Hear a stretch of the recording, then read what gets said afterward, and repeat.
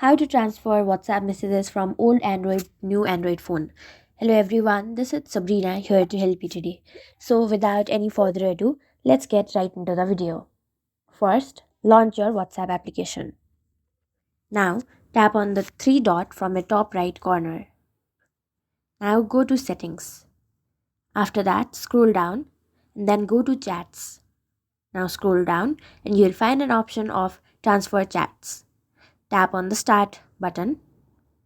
Now all you have to do is download WhatsApp on your new phone, register with your same phone number. As you can see, there is instruction given, and then use this phone to scan the QR code shown on your new phone, and then after scanning, all the chats will be transferred to your new WhatsApp phone.